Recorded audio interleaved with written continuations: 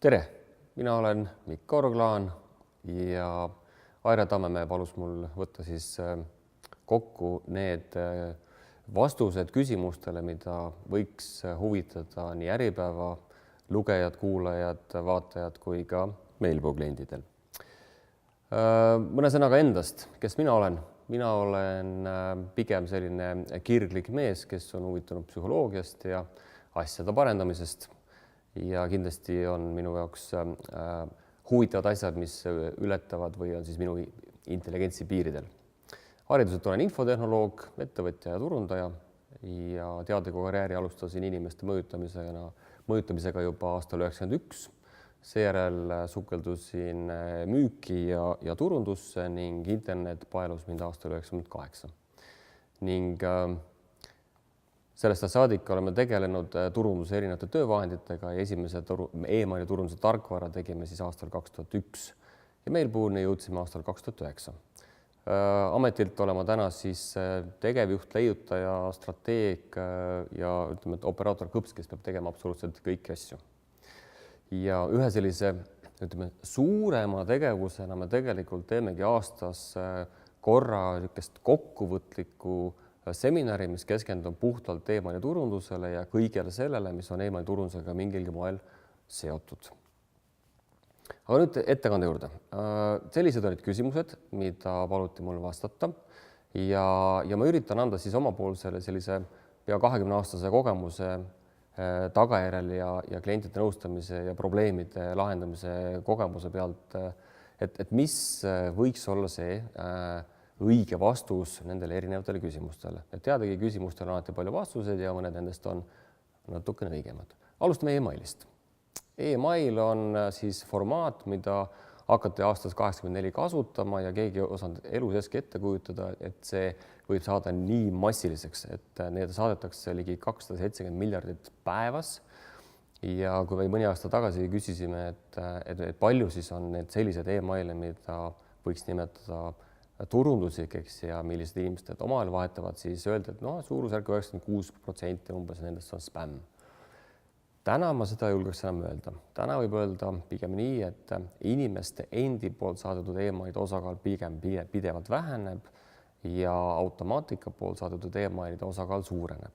Palju sellest nüüd spämm on nüüd definitsiooni küsimus ja sellest me rääkisime päris pikalt näiteks eelmise aasta e-maili turunduse, millele varese loetakse veebruaris. Meilide kasutajate arv on nüüd suurusjärgus 4 miljardit ja kui Hans Rosling ütles oma paar aastat tagasi olnud ettekandes, et inimeste arv maailmas peaks jääma pidama kuskil 10-11 miljardi tuuri, et siis 40% nendest kõlab täitsa nagu mõistlikult. Kellele need meilid siis mõeldud on, kes need meile saadavad, me võime vaadata protsente, aga jällegi, et kõik need aritmeetilised keskmised on hästi toredad numbrid, aga nad tegelikult meile midagi väga ei ütle. Midagi me saame okei kätte. Ja mõned sektorid kindlasti on aktiivsemad meilide saatjad kui teised. Aga kui me vaatame nüüd need keskmisi numbrid, siis see on graafik, mis iseloomustab seda, kui palju saadetakse, kui palju vaadatakse, palju klikitakse, palju on click-through rate'id. Ehk need numbrid võib olla hästi palju erinevaid, kuid sõltub hästi palju sellest, kui suur on baas ja millised kontaktid selles baasis on, kuidas on need segmenteeritud, millise tehnilise ülesehitusega on see kiri, millise suunitusega on see kiri. Ehk siis, ja pluss võtame see juurde veel selle, et meil on erinevad valdkonnad, kus on erinev aktiviteet nii turundaja poole peal kui ka siis lugejate poole peal. Ehk need numbrid on väga toredad ja vahvad. Nad on erinevate sektorite lõikes erinevad ja need on aritmeetilised keskmised, mis kokkuvõttes ütleb teile mida? Mitte midagi. Millele te peaksite keskenduma, on see, kuidas teie arenete iseenda suhtes. Nii nagu inimest õpetatakse arenema, et ära vaata teisi, vaata iseennast, kuidas sina teed. Sama kehtib siin. Kui sinul on selline ülesehitus, selline sõnum, siis on sul sellised numbrid selliste kontaktidega. Kui sa midagi muudad, muutuvad numbrid ja seda sa peaksid jälgima.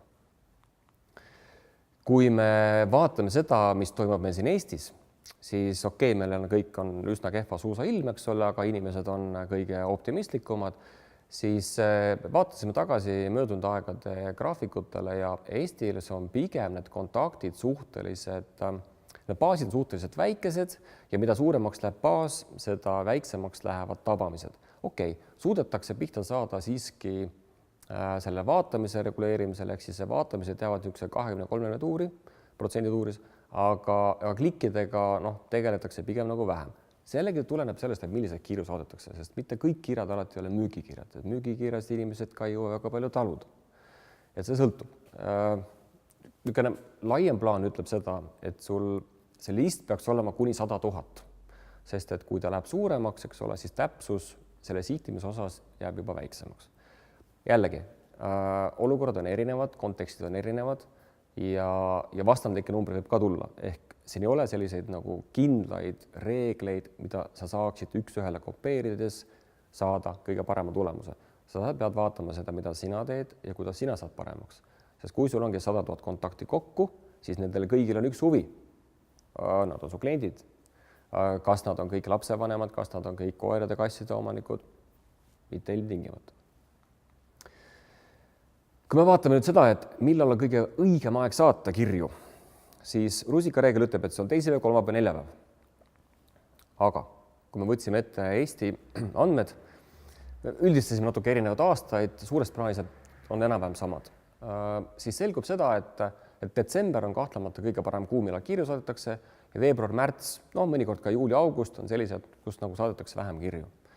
See on põhjusega. Inimesed ei kuluta nendel hetkedel, eks ole, või vastu teistel hetkedel kulutavad.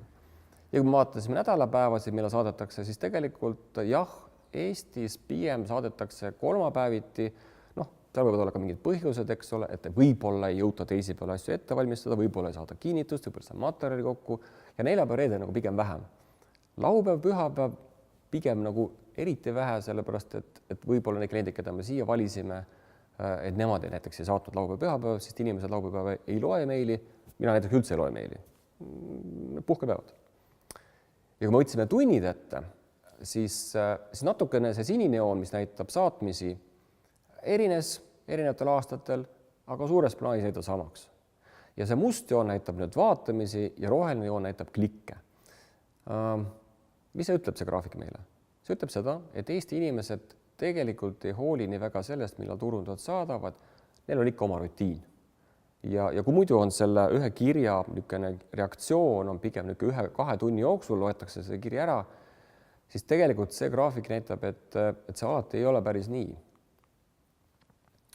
Mida nüüd üldistas veel kokku võtta on see, et kuigi näiteks laupäeval ja pühapäeval saadetakse kirju tegelikult arvuliselt vähem, sellepärast et valdkonnad ei klapi, siis reaktsioonid nendele vaatamise osas on pigem natukene kõrgemad või võrdsed, aga klikkide osas jäätakse samale tasemele.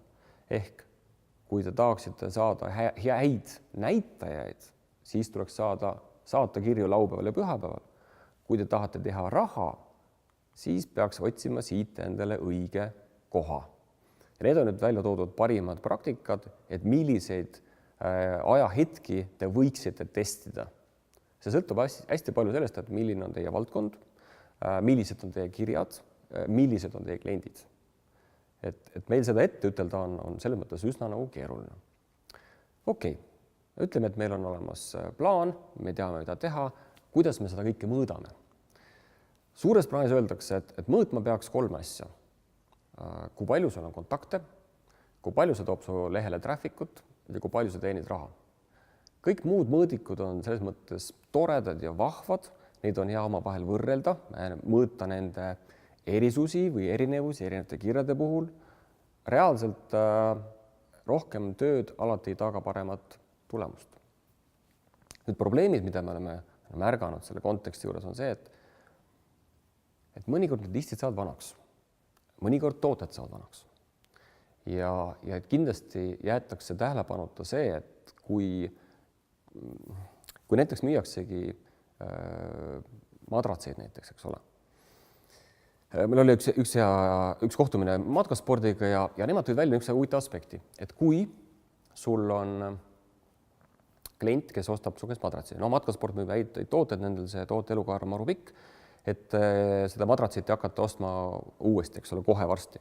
ja kõik meil on kogenud Booking.comiga seda probleemi, et sa käid korra Istanbulis või Amsterdamis ära ja siis hakkad saama sealt hotellide pakkumisi. No sorry, ma olen käinud seal juba korra, eks ole. Et kui matkaspordil on see madrats, siis miks ta selle ostis? Et võib-olla on mõistlik pakkuda talle sinna kõrvale telke, ma ei tea, mingi toidu tegemise vahendeid, matkasaapaid, matkariideid, kotte, midagi sellist.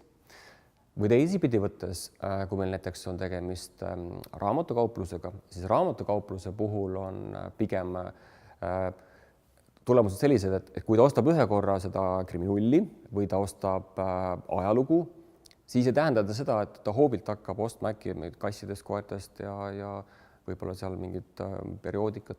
Et olukorrad on natuke erinevad, et peaks mõistma ära, et millised seosed tegelikult nagu seal taga on ja kas need märgid, et kui ta korra oli huvitatud uuest korterist, et see korteri ostu huvi temal on investorina või pigem koduostjana. Kas see oli ühekordne, kas seal aeg läheb üle või mitte. Okei, eeldame, et me tahaks teha inimestele mingisuguse konkreetse ja suunatud pakkumise. Mida me sellest õpime, on see, et okei, Kaarel Talva räägib täna meil nagu pikemalt ja detailsemalt, et kuidas sisuga mõjutada. Tehniliselt on ka mõõdikud, mida saab mõõta ja tehniliselt meil on võimalused ainult selles, et me saame saata kirju kas segmenteeritud kontaktibaasile või kõigile. Kui palju nad omavahel erinevad, võib-olla nad ei erinegi väga palju. Kas me saadame sõnumeid nendele erineva pealkirjaga või sama pealkirjaga?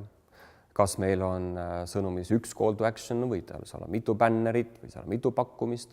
Kas me teeme teste AB testiga?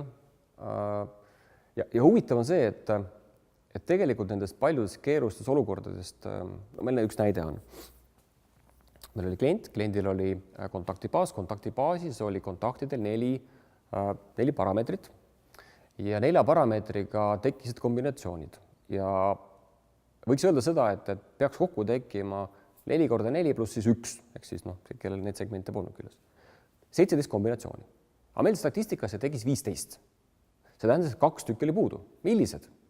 Tegelikult kedagi ei huvita. Fakt on see, et kui sa saad liiga palju andmeid, sa ei ole võimeline need andmeid nagu adekvaatselt töötlema. Ja peaks olema mõistlikkuse printsiip kaasas, mis tahes küsimusi sa endalt küsid ja mida sa testima hakkad. Fakt on see, et Zapieri andmetel peaks olema ligi 20% paremad nii avamised kui ka klikid, juhul kui on tegemist segmenteeritud baasiga ja Eestis on tehtud katseid ja tulemused on olnud šokeerivad. 40 korda paremad avamise protsendid ja 30 korda rohkem raha. Okei, ma ei väida, et tegemist on jätkuva mustriga, ma väidan seda, et tegemist oli ühekordse katsetusega ja see andis sellised tulemused. Veel üks huvitav asi, mida märgiti, on see, et kui sa teed väga täpse segmendi, siis sa saad rohkem avamisi, saad rohkem klikke, saad rohkem konversioone, teenid rohkem raha ja sinult lahkub rohkem inimesi. Huvitav, eks ole? Ja argument, mida kasutati selle kaitsmiseks, oli see, et võib-olla inimesed said aru, et nad ei kuulu sinna segmenti ja võib-olla on tegemist sellega, et selle sama toote või teenuse elukaar on lihtsalt läbi saanud nende jaoks. Nad ei vaja seda teenust.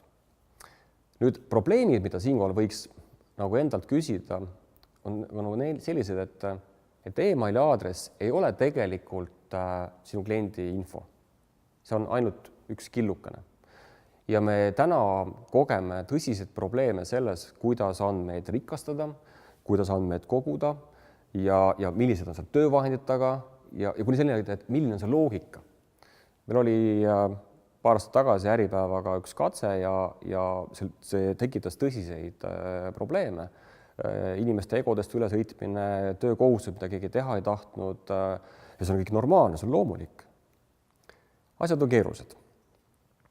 Ja kui me võtame nüüd need andmed, mida me sealt vaatasime, siis demograafia mõttes, me saame kätte, meil on sünniajad, meil on sugu, meil on keelsus, elukoht, kas ta elab maal, kas ta elab linnas, kas ta on lapsed, kas ta on koerad, kas ta on kassid.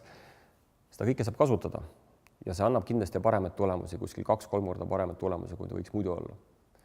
me võime kasutada käitumuslikku infot, mida on ostnud, noh, nagu ma tõin näite selle madratsiga eelnevalt, mida see ostuga tehakse.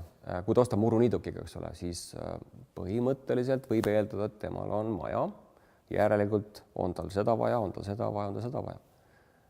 Millised kaubagrupid, teenused on omavahel seotud, milliseid tuleks nagu täiendavalt pakkuda ja näiteks ka see, et mille vastu on huvi ja mille vastu ei ole. Et kui toome näite, no meil näiteks seesamane seminari korraldamine. Osa inimesed tuleb seminarile, registreerub, osa ei tule. Ja oli algne list, kellele ma kõigile saatsin välja kutse. Kes ostsid, neid ma enam ei peaks tülitama. Kes on listist lahkunud, neid ma ei saa tülitada. Aga need, kes näitasid huvi välja, ent ei ostnud, on minu kõige suurem sihtrühm. Eks ole, nendega peaks ma edasi töötama. Nüüd omakorda veel võiks eristada neid inimesi, kes on huvitatud tasuta asjadest ja need, kes on nõus raha maksma kvaliteedist. Veel üks hea näide sellest inactivity'st. Kõik jaekaupmehed ütlevad, mul on nii palju kliendikaarte, mul on 300 000 kliendikaarti ja kui me hakkame vaatama, kes poes käib, mingi 10% nendest käib poes. Aga mis need ülejäänud teevad? Meiliturunduses on asi natuke teistmoodi. Ja meiliturunduses me oleme avastanud seda, et hoolimata sellest, et ütleme, su kirju loeb 20% kontaktidest, siis mitte 80% ei ole need, kellega sa peaksid tegelema või kelle sa peaksid üle parda viskama, sest nad su kirju ei loe. Vaid erinevate kuude lõikes need 20% on erinevad inimesed. Ja lõpuks võib juhtuda nii, et sul on olemaski kas 30 või 40% inimesi, kes näiteks poole aasta jooksul pole su kirju lugenud. Nendega peaksid sa tegelema. Ja need, kes pole näiteks 2 kuud lugenud, nendega võiksid sa tegeleda. Mis on su pakkumine? Kas sa meelitad neid kuidagi hinnaalandusega, kas sa meelitad teiste toodetega, kas sa annad talle tasuda transpordi? Sinu küsimus. Nüüd, ostude sageduse summad on 2 sellist huvitavat asja. Et ühest küljest alati koolitatakse, et müüd olla rohkem juurde, alusta väikestest summadest, hakkab rohkem ostma. Selle kohta ma hiljuti lugesin just artiklit, kus öeldi, et ära oma illusioone. Nad on teinud oma valiku, kui ta ostabki odavaid asju, selleks on põhjus. Muidugi on erandid alati, eks ole, kes proovivad ära kaupmehe ja siis lähevad järgmiste suuremate ostude peale. Aga samas on ka see, et inimesed ostavad ikkagi tihti läbi oma vajaduste ja kui seda vajadust ei ole, siis ta ei osta. Follow-upid on sellised tegevused, mida me saame ahendada kuupäevadest lähtuvalt. Ja kui sul on olemas kuupäev, millal ta tuli sulle kliendiks, millal ta registreeris sulle uudiskirja lugejaks, millal ta sooritas esimese ostu, millal ta näitas huvi välja mõne teenuse või toote vastu, siis need on kõik kuupäevad, millest saab ahendada uudiskirjade või toetuskirjade või tänukirjade, et ta ostis kirjade saatmist. Ja neid peaks kasutama, neid väga palju täna veel ei kasutata, aga ka see on müügikiri, mis tegelikult loob ja ehitab usaldust. Ja nendest sagedustest rääkides, siis Indrek Saul tegi siin paar aastat tagasi meie palvel Äripäeva andmete abil uuringu ja meie küsimus oli selles, et internet on täis igasugused õpetusi, et saada nii palju, kui saab ja kui nad hakkavad ära kukkuma küljest, et siis ära rohkem saada. Selgus, et see on jama. Tõde on midagi sellist, et kuni sa saadad sisu, mis on talle väärtuslik, nad loevad ja nagu saadad kräppi, nad lahkuvad. No mis on sisu ja kuidas seda sisu siis luua? Täna need kirjad iseenesest on küll suunitatud rohkem, ütleme, kas ta võib segmenteerida naistele, meestele. Need näitajad on selles mõttes nagu palju, need welcome kirjad ja ütleme, et Amazonist on kõik teada. Kõik on saanud Amazonist kirju, kus soovitatakse mingit teist asja osta, aga ütleme, et need näited, mida nagu teha saab või kus sa kinni saad hakata, et need on meil endal vaja hankida ja kuidas sa seda teha saad, ongi see, et sa saad segmenteerida kontakte ja kui küsida, et kas need kontakte segmenteerida täna või homme, no siis pigem täna. okei, ma kuulen vabandusi, et mul on ainult 1000 kontakti. Sa võid tegelikult selle loogika, mille alusel sa kontakte hakkad enda jaoks eristama, panna kokku kohe. Sul on kindlasti mingisugused kohad, kus sa andmeid saad koguda, kaardista need ära, vaata, kas sa saad üldse. Ja siis tekib küsimus, et millised andmed meil on olemas, millised andmed me tahame, mida üldse saab. Ja lõpuks on see, et kui meil on kokku pandud see persona või see kliendi profiil, et siis me alles mõistame, et milline ta on, mida ta tahab ja mida ta ei taha. Ja kui me võtame uue toote või teenuse, eks ole, siis me peaks käima sama loo temaga läbi, tema ära kaardistama, tema ootused, ehk siis mõõda, muuda ja korda seda tegevust iga järgmise korraga. Ja lõpuks on see, et kui sa tead, mida sa tegema pead, siis täna meil on olemas tarkvarad, mida saab kasutada, et seda asja automatiseerida. Me oleme Mailboost teinud selleks päris palju tööd viimasel ajal ja tegelikult ei ole täna tehnilist küsimust, mida lahendada ei saa. Pigem on küsimused sisulised, kuidas erinevates ettevõtetes asju tehakse ja millised töövahendid erinevates ettevõtetes kasutusel on. Hea küsimus, mida Aira küsis, et müügikirjade saladused, okei, mul tuli kohe see attractioni video meelde, eks ole, et sa tõmbad enda poole seda, mida sa nagu ise oled. Praktikas meil on tehniliselt vahendid suhteliselt limiteeritud. Meil on olemas pealkirjad, meil on olemas sisu ja meil on olemas sisuvorming. Ja McKinsey arvas aastal 2014, et email on kanalina ligi 40 korda parem uute klientide hankimisel kui Facebook või Twitter. No ma hiljuti lugesin, et see on 40% parem. Et need numbrid ei maksa võtta kuskilt nagu puhta kuulana, kõik on toredad orientiirid, aga tegelikult kontekst muutub nii kiiresti ja inimeste ootused muutuvad kontekstist johtuvalt. Meie teenused, tooted muutuvad, meie ootused muutuvad. Et reaalselt me saamegi pühendada ainult sellele, et mida me tehniliselt teeme. Nüüd okei, me ütleme, et pealkiri peaks olema siis ajakriitiline või ajakohaline, kõnetav, mind puudutav. Pikkus, jälle ta peaks olema kuskil 31 märki, tükene 5-7 sõna. Võtame see kõrvale AB-testi. AB-testiga, võtame segmendid ka veel lisaks. Meil on üks näide. Näites oli 41 segmenti. Aastas on 52 nädalat.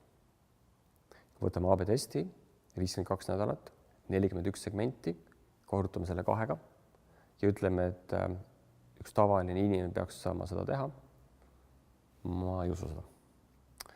Ehk siis meil on olemas kuskil mõistlikkuse printsiip, mida me peaks tegema, mida mitte. Et AB-testi kasutatakse üldse maailma üleselt suurusjärgus 3-5% ja ei kasutata tihti sellepärast, et me teame nagunii, meil on kogemus ja mõnel juhul see info jääb juba selleks ajaks vanaks.